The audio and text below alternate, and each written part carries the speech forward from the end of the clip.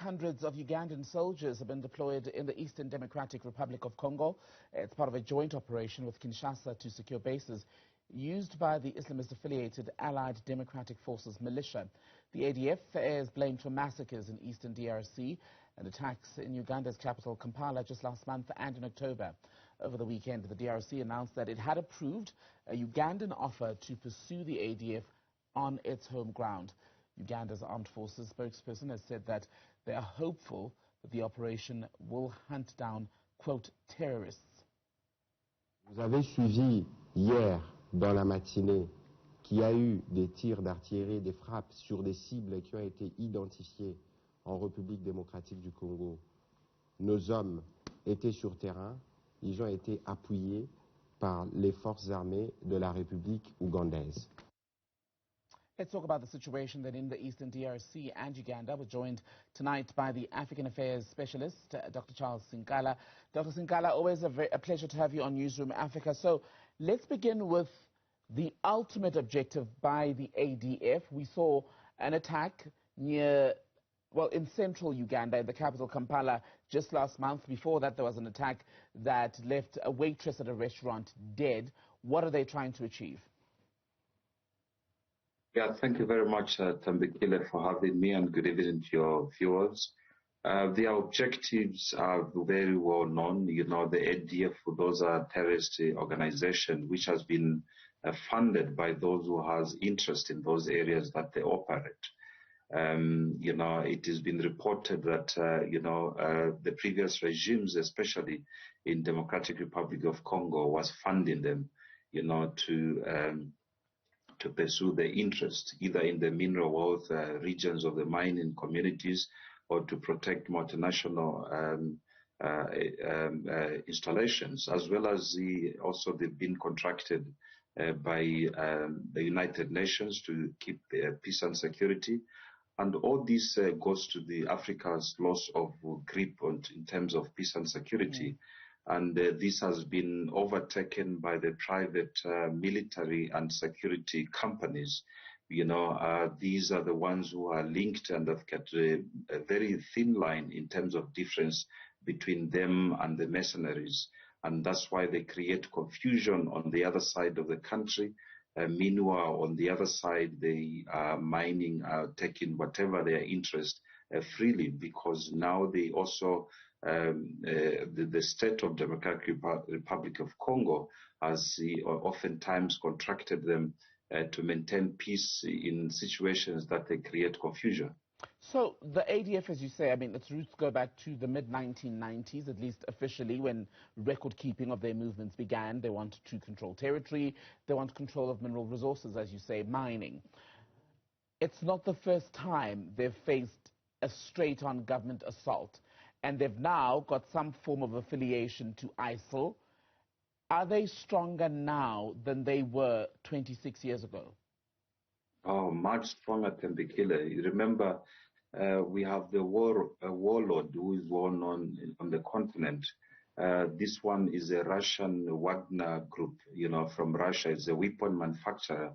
He's got every presence in war-torn African countries, in Central African Republic, Democratic Republic of Congo, Mozambique, and Nigeria. He funds these terrorist activities. What they do, like I mentioned earlier, in terms of destruction, they will bomb even a village, you know, to make sure that people run away. And because of our state and security capacity in terms of funding and logistics, with state security and the police, which is very poor, especially in Democratic Republic of Congo, they take advantage to go to those areas and freely fly diamonds and other mineral resources that they can take out of the country. So it is a tragedy that Africa has become like this, and I think the regulation in terms of legislation of private and military contractors has to be watched freely, because you can see that this Wagner also donates military equipment and uniforms, you know, to a lot of state governments which are well known on the continent. And if they donate that military attire, there's nothing wrong that will stop that military attire to be in wrong hands. And these are the conflicts that we are seeing now in Ethiopia and Sudan, where military attire was worn by wrong military people, and they bombed a region. And now the Sudanese government are condemning the Ethiopian government because that IP of the military attire is in wrong hands. And so these are the conflicts that we have in Democratic Republic of Congo. And the more they keep burning and killing civilians, the more they keep their industries going because they create that confusion. So we'll speak about the proxies. Often whenever there's a conflict, we're all very familiar with the fact that often, even when there's a domestic conflict, there are usually international interests at play. But let's talk about the strategy of the ADF. As you said, it has in the past targeted people in villages. We saw what shocked people was the explosion in Kampala in late November. What is it going to take for the governments of the DRC and Uganda to secure the safety of the people in these areas while they pursue the ADF in these vast forests? Look, Yoweri Museveni over the years supported that ADF because they were fighting, they partnered with the Democratic Republic of Congo government to fight the Rwanda's insurgencies who was advancing into the Democratic Republic of Congo.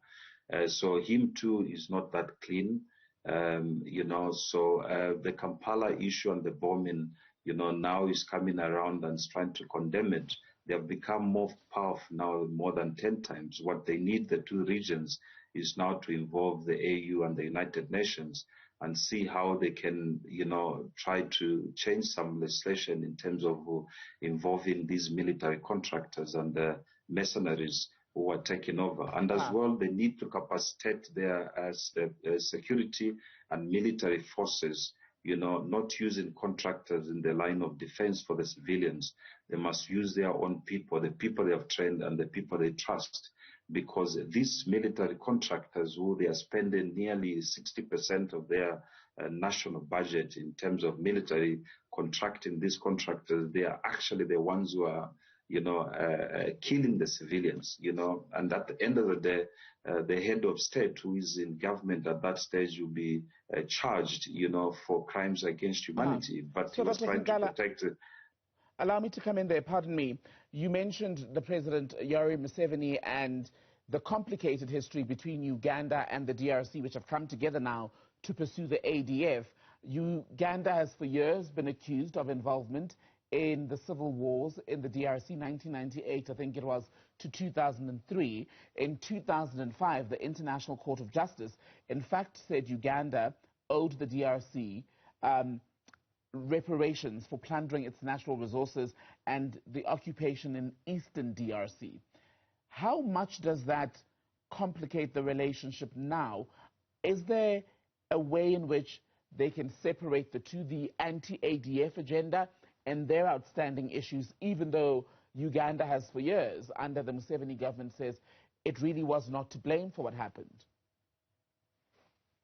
Look, now the new government of Felix Tshisekedi in the Democratic Republic of Congo has got a very different view in terms of the ADF, as the previous government of Joseph Kabila, who was actually funding them, so hence they are trying to team up with the, now the angel, Yoweri Kaguta Museveni, who now has interest because now they are attacking Kampala because they are advancing to those regions as they are looking for wealth.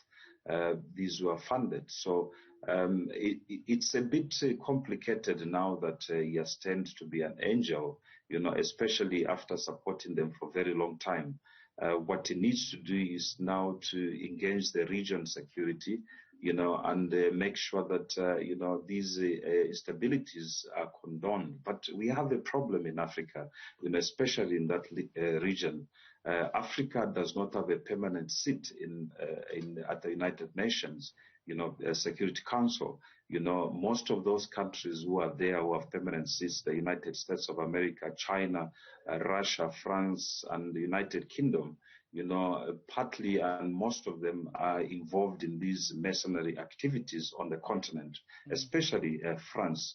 We need to address these in the sense of the African continent, where we African countries becomes the brother's keeper for nations such as these war torns, and start reviewing the policies and the slasher in terms of private and military security companies that we trust that they are protecting us. Even here in South Africa, I can tell you for free that those who shot the Marikana miners there were not the South African police services, were privately hired security companies wearing South African uniforms, and that's how the game works, because they protect the interest of their mining minerals or whatever infrastructure that they have, these investors. So it takes whatever, and these the problem, they do not fall in the ambient of the law like the South African Police Service and then South African Defence Service, for example, who has to get a command either from the minister or from the commissioner.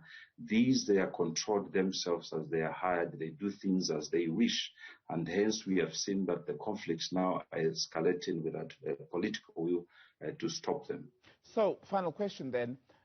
This, at the moment, is not a mission that's been given a time frame as the DRC and Uganda go after the ADF. Can the continent as a whole afford another protracted conflict, even if it's for a year, two, when you look at what's going, for example, what's going on in Ethiopia, in Tigray, for example? No, not really. I have a view that now once now we're having agitators of peace, that Africa should now look after herself, and we must stop these hired mercenaries or hired military contractors. Even here in South Africa, we had recently, not long ago, that the Nigerian government hired a company called DEC Advisory Group, to go and exterminate the Boko Haram in Nigeria, which the South African government came out very strongly and condemned it. But we haven't seen any arrest or prosecution towards that. And I think the review of the approach to recognize these mercenaries has to be changed. Yes, the Security Council hasn't ratified the extermination of the training and the practice of mercenaries, because of such of the reason that I mentioned earlier, that the 5 countries sitting on the United Nations Security Council are complicit to this situation, which is keeping their industries going.